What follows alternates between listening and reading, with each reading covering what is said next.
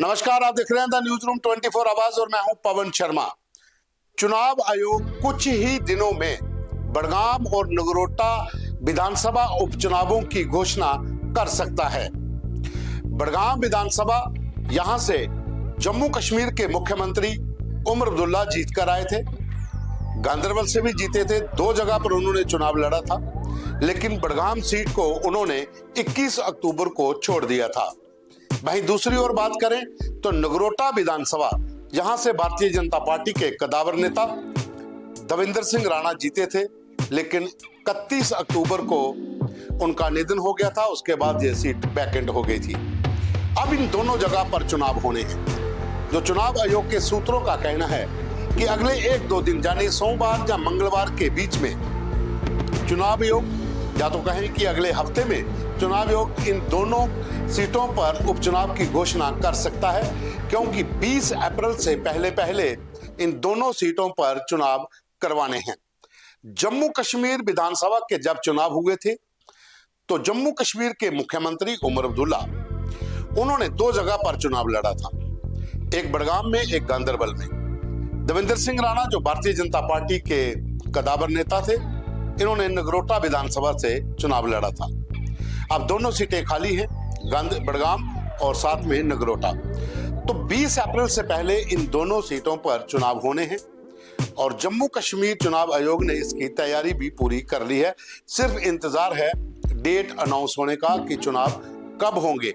इतना तो तय है कि 20 अप्रैल से पहले इन दोनों जगह पर चुनाव होने हैं, क्योंकि 6 महीने का समय होता है किसी भी विधानसभा के लिए, अगर प्रोसेस देखा जाए, जो इलेक्टोरल प्रोसेस है चुनाव आयोग का, उसके अनुसार।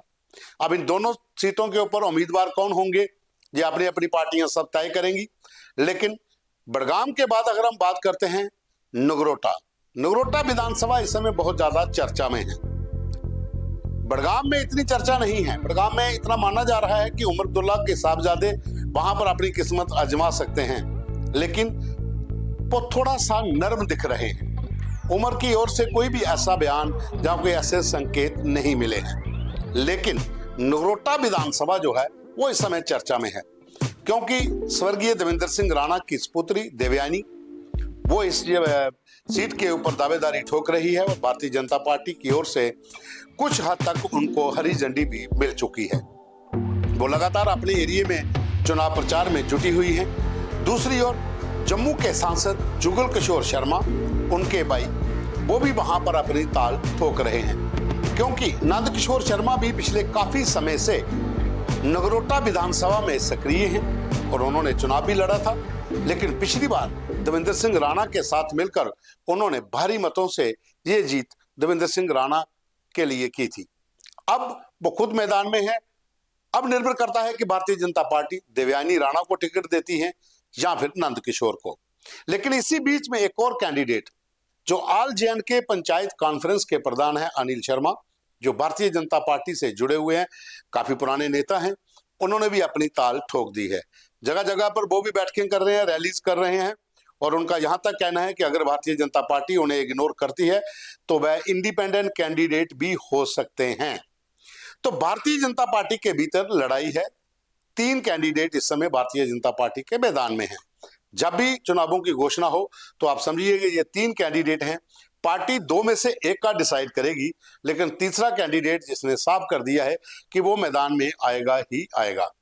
अब रही दूसरी पार्टियों की बात, तो कांग्रेस की ओर से बलवान सिंह, जो यहाँ इसी विधानसभा के पूर्व विधायक हैं, वो यहाँ पर ताल ठोक रहे हैं। हर्षदेव सिंह जो पैंथर पार्टी के नेता हैं, वो यहाँ पर ताल ठोक रहे हैं। उन्होंने भी अपनी बहुत सी रैली शुरू कर दी है, जगह जगह पे उन्होंने अपने कार्यालय भी खोल दिए हैं। लेकिन नेशनल कॉन्फ्रेंस की ओर से अभी कोई भी पता नहीं खोला गया है। क्या वो पुराने उम्मीदवार को रिपीट करेंगे, या फिर वो इस चुनाव में हिस्सा नहीं लेंगे, या फिर कांग्रेस के साथ मिलकर चुनाव लड़ेंगे, वो पत्ते अभी तक नहीं खुले हैं। लेकिन यहां तक लग रहा है कि हो सकता है कि नेशनल कॉन्फ्रेंस कांग्रेस के साथ इस सीट के ऊपर चुनाव लड़े, मतलब कि फ्रेंडली ना होगा, जॉइंट कैंडिडेट होगा, और उसमें बलवान सिंह इस समय आगे दौड़ रहे हैं, वो टिकट के दावेदार माने जा रहे हैं। दूसरी ओर हर्षदेव सिंह, जो चनैनी विधानसभा, जहां पर बलवंत सिंह मनकोटिया बीजेपी के विधायक जीते हैं, वहां पर अलायंस के उम्मीदवार थे। कांग्रेस एनसी ने वहां पर चुनाव नहीं लड़ा था, हर्षदेव सिंह को सपोर्ट किया था। क्या नगरोटा में कांग्रेस और एनसी हर्षदेव सिंह को सपोर्ट करेगी? इसके ऊपर अभी कंफ्यूजन है, लेकिन इतना तय है कि हर्षदेव सिंह वहां पर लगातार दौरे कर रहे हैं, बैठकें कर रहे हैं, रैलीज कर रहे हैं, कार्यालय खोले हैं, वो भी मैदान में डटे हुए हैं।